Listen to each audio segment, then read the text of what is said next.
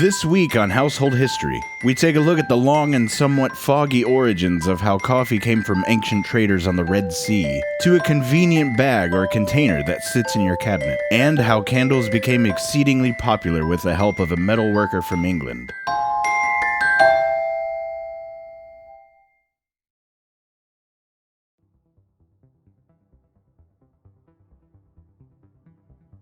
Although its origins are debated among countries and indigenous people ranging from 9th century Ethiopia to 15th century Yemen, one thing is made more clear than ever. People love coffee so much that roughly 400 billion cups of coffee are consumed annually. But how was coffee discovered? And how has it survived and even grown in popularity for this long despite it being a centuries-old custom?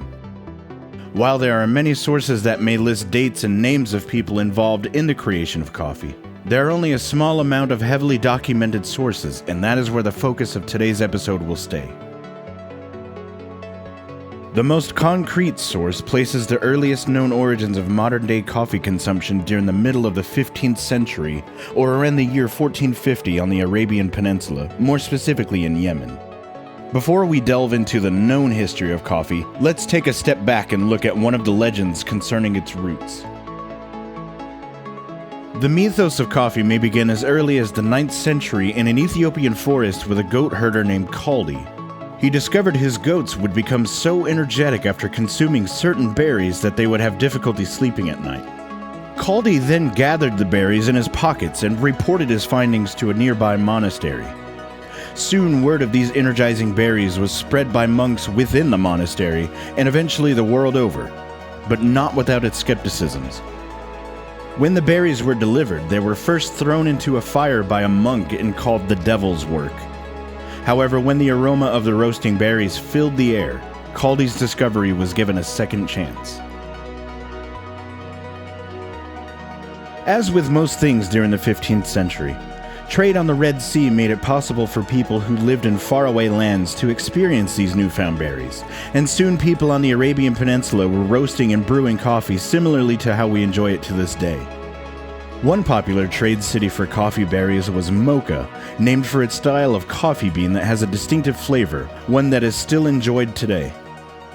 It was sometime in the 15th century that coffee was transported out of Ethiopia to Yemen by Somali merchants, and from Yemen it spread to the rest of the Arabian Peninsula.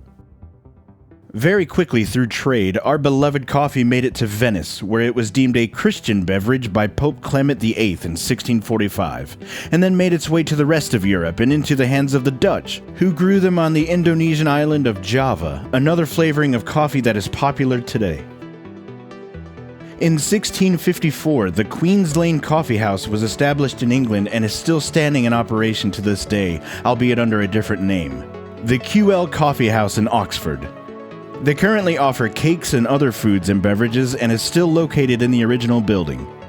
Head to the link in the description for more information. The Americas grew quite the taste for coffee due to the events of the Boston Tea Party in 1773, the Revolutionary War that lasted from 1775 to 1783, and the War of 1812, when prices of coffee increased dramatically for the English, so they switched to tea, and then stopped all access to tea imports, making coffee one of the only imported beverages available to them. Coffee up to this point had to be ground by consumers before they could brew and enjoy it. But in 1850, a fellow named William H. Bovey saw a market for pre-ground roasted coffee, ready for consumption, and founded the Pioneer Steam Coffee and Spice Mills in San Francisco, California. He soon hired a young man named James A. Folger, and as time went on, Folger bought out the company and renamed it eventually to Folgers, one of the most popular brand of coffees bought in America today. Currently, most coffee is grown and harvested in countries that are positioned around the equator due to the climates that exist there, namely South America, Africa, and Southeast Asia. It continues to grow in popularity and will probably do so for years to come as our world population and love of coffee grows. So, as you brew your next cup, just know that you are participating in a ritual that has been going on for over 600 years.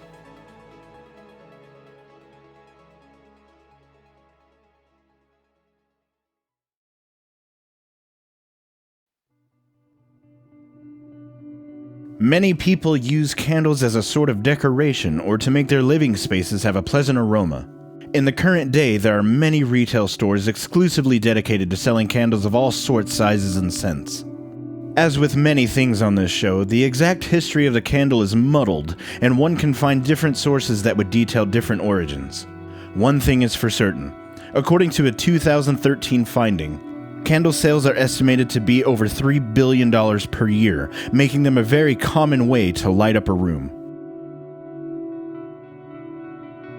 As mentioned at the top of this segment, the origins of candles can be traced to several different points in history, and we'll start with the earliest understood location and time. Approximately 3000 BC, either in Egypt or the island of Crete. This is known due to candlesticks found from those locations. People in China, however, are also considered some of the earliest users of candles, dating back as far as 221 BC when candles were made from whale fat. Candles were found in China that are estimated to have been made during the Han Dynasty, which spanned from 206 BC to 220 AD, just over 400 years. However, the Romans are credited with making the modern-day example of a candle with a wick inside of it. These early candles were made out of tallow, or the hard fat that is located around the kidneys and loins of sheep and other animals that were around at the time. Candles were less than pleasant as far as aromas were concerned, as that was the only scent available at the time, a far cry from today's scents. However, it burned bright and was an excellent source of light for these early Romans. Tallow candles were not used for any type of ceremonial use, such as events at churches or royal events. Instead, beeswax was used in a very similar way that the tallow candles were, and at the time had a much less unpleasant scent. By the year 1415, tallow candles lined the streets and lit up the night as beeswax was less available to people than tallow, and therefore was a much more expensive type of candle to both trade and make. Over the next few hundred years, very little changed in the world of candle making with the exception of the process involved. Molds were created in France during the 15th century and was a very tedious process that would usually take a week or longer to produce. The colonial period in America lasted from late in the 15th century to the end of the 18th century, and during this time, women would produce candles from bayberries, resulting in a much sweeter smelling candle when burned. However, it took a vast amount of bayberries to make 1 pound of wax, and the process was very laborious and tiresome. Not long after this period, bayberries were not used for the candle making process, and for many years they stopped being produced. They can, however, be found and purchased today for a higher price than the average candle. During the 1700s into the 1800s, whaling had started to become a fairly normal way of life for many countries around the world, and with it, whalers had a surplus of whale materials that needed to be used.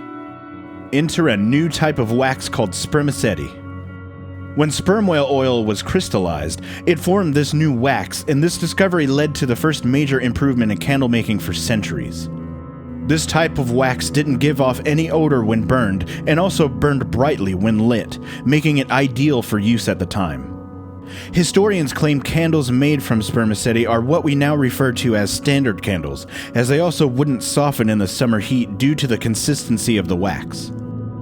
In 1834, a pewterer named Joseph Morgan made a candle molding machine that could produce 1,500 candles in an hour, making it much more efficient than the 15th century molds and machinery.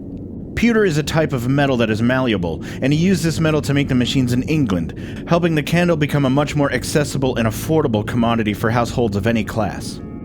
This achievement in candle making, however far it spread, was overshadowed by the invention and introduction of the light bulb in 1879 and the distillation of kerosene, making artificial lighting and lamps the preferred method of lighting a household. Today, candles are still produced in mass quantities, as mentioned at the start of this segment, and more hobbyists make them by themselves and sell them on various online outlets for profit, as well as filling their own homes with an array of different smelling scents. If you have an idea of something you want us to cover on the show, leave a comment below or email us at householdhistory@gmail.com. You will be mentioned if we choose your topic for a future episode. Thank you for watching.